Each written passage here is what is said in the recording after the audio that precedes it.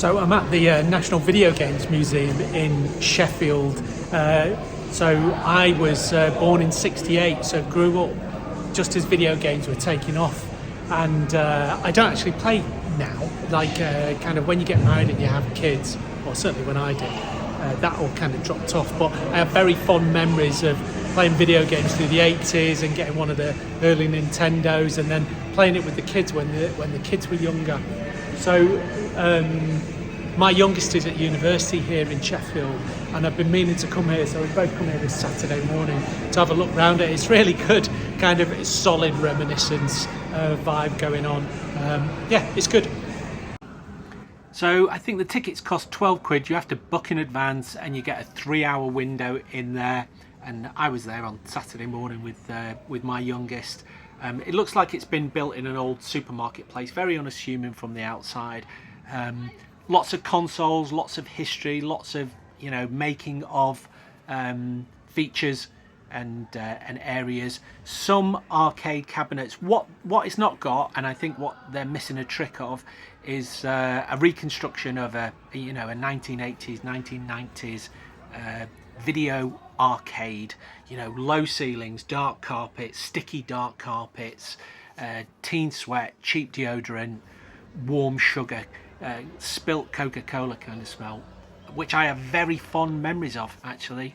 But this is done well. It's kind of an educational, it's more educational than I expected it to be. I thought some of it would just be, as I think, like a Dave and Buster's. Now, those arcades might be out there and I just don't know where they are. So if you do know where they are, please let me know.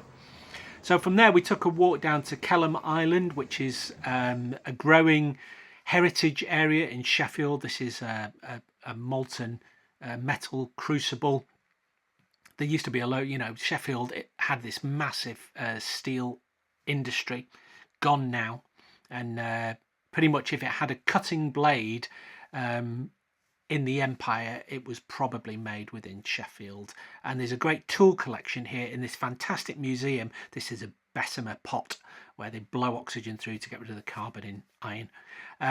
The other thing that's there is this 12,000 horsepower River Don engine, which used to be in one of the steel mills, and it used to roll steel for battle cruisers, so it was pretty chunky. That flywheel weighs 50 tons. What they do is they've got a steam boiler there that builds up a head of steam during the morning, and then they kind of let it go during a 10-minute display, which is really worth going to see.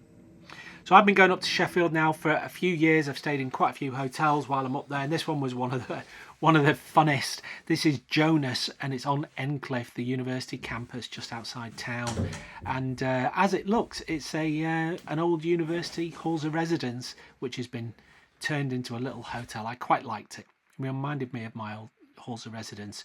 Jarvis Cocker, folk hero, and it is the start of term, so all of the newbies that were there, the freshers that were there, were doing exactly the same that we used to do back when I was at university in the late 80s.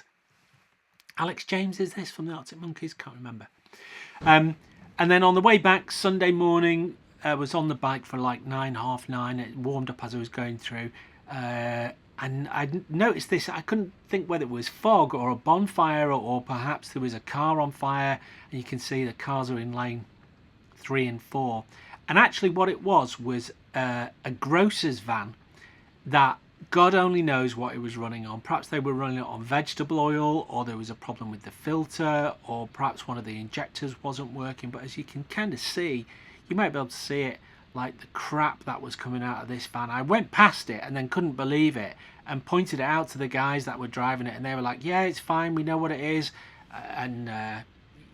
Yeah, so the reason that I go on the bike is because there's roadworks on the M1, 50 mile an hour roadworks on the M1. Now this is the A3 M25 junction. I never thought this was a bad junction, but clearly somebody had $3 billion to spend on upgrading it, and it's been a bit of a mess. It's going to be a mess until summer 25.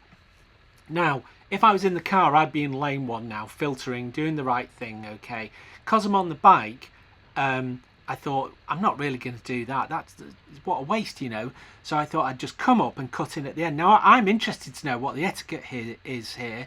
I think that this is acceptable. You can kind of cut in. If you're in a car and you did this and you've got an Arctic behind you, then that could be, you know, life-changing injury there, that you could cause a big accident. Sod's law meant that I pulled in behind this horse box, which of course, you know, went at a glacial speed as it went round this junction, which I never thought was all that bad. But what they're doing is they're putting in the jet lanes so that you can, you know, you can scoot round really quickly, and there's going to be a bridge there that'll take you over in a bridge on the other side. So I'll be interested to see what they're doing. They're doing a really good job of it, you know, they're cracking on with it. Yeah, I'll be interested to see what it's like. Okay, that's it for my latest trip to Sheffield. You take care and speak soon. Bye.